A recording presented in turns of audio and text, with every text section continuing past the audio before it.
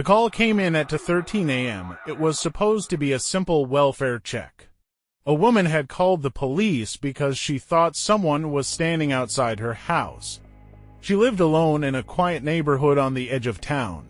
She told the dispatcher she had seen a man standing near her backyard fence for almost 20 minutes. He hadn't moved, she couldn't see his face. And when she turned the lights on, he was gone. I was the closest officer, so I was sent to check it out. At the time, I thought it would be a 5-minute call. I was wrong. I had been working as a police officer for almost 6 years. Night shifts weren't unusual for me. I dealt with drunk drivers, domestic disputes, noise complaints, and plenty of strange calls. Most of them turned out to be nothing.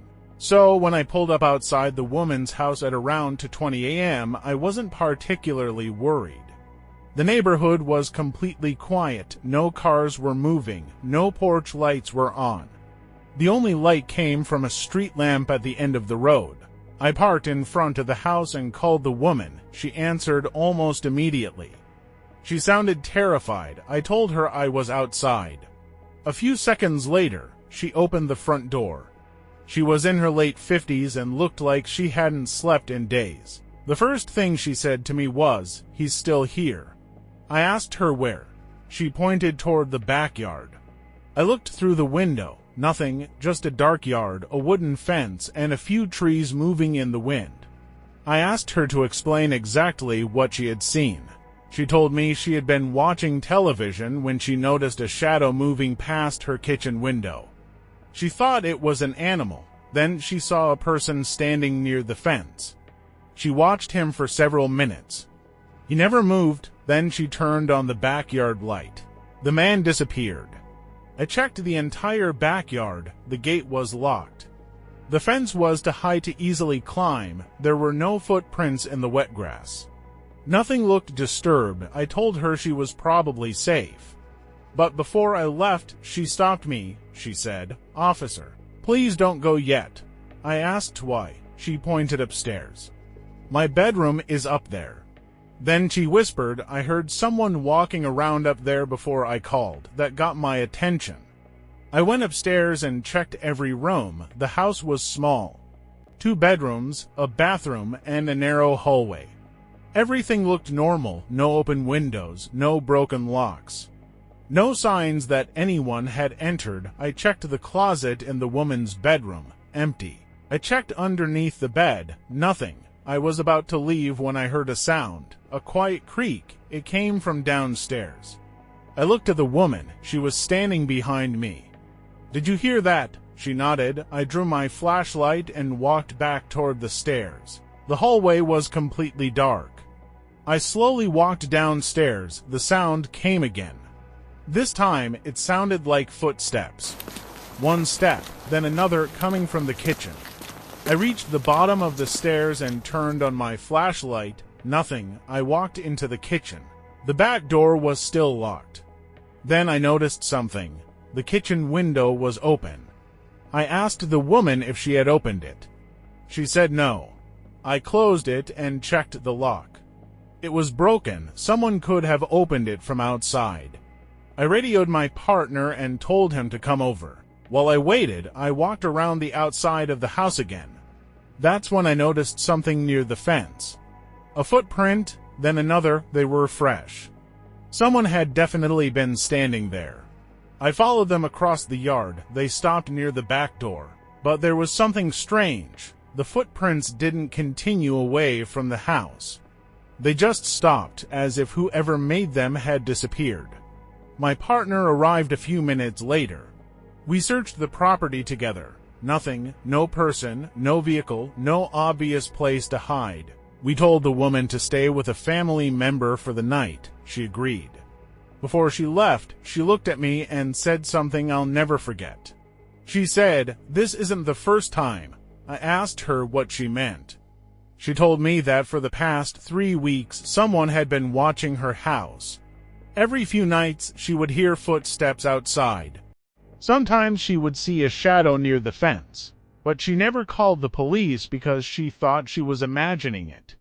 Until that night, I asked her if she had any cameras. She said there was one above the back door.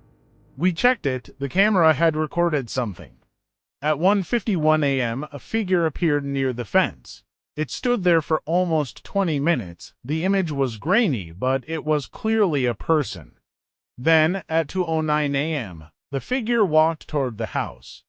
It disappeared from the camera's view.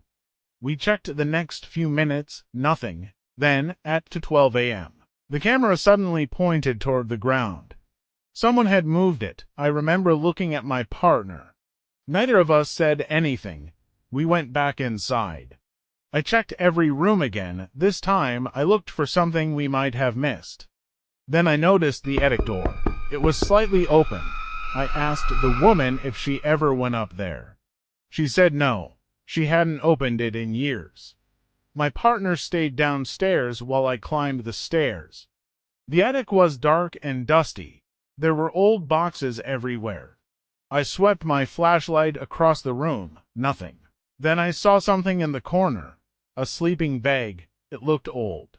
But it wasn't covered in dust. Someone had been using it. Next to it were several empty water bottles, food wrappers, and a small flashlight. My stomach dropped. Someone had been living inside the house.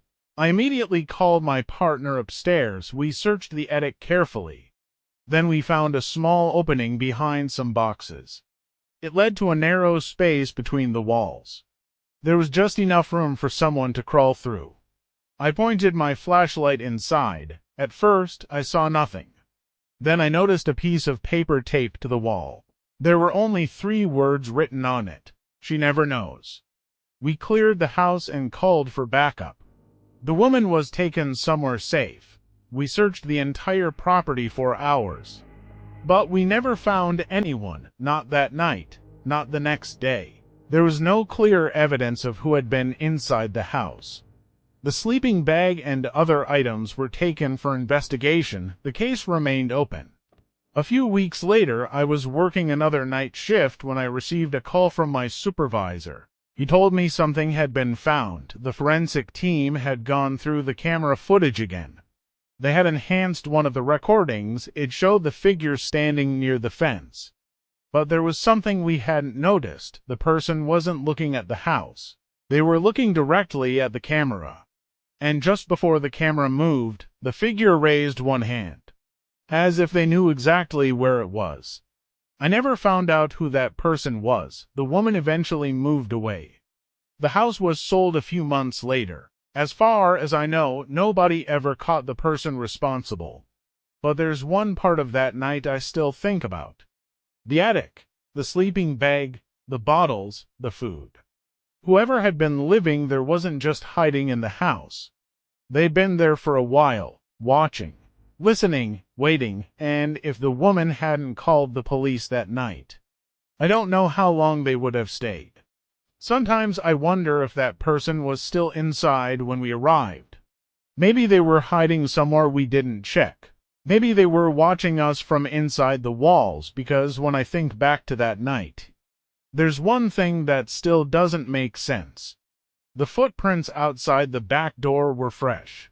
They came from the fence. They stopped at the door, but there were never any footprints leading away. And to this day, I don't know how that person got out.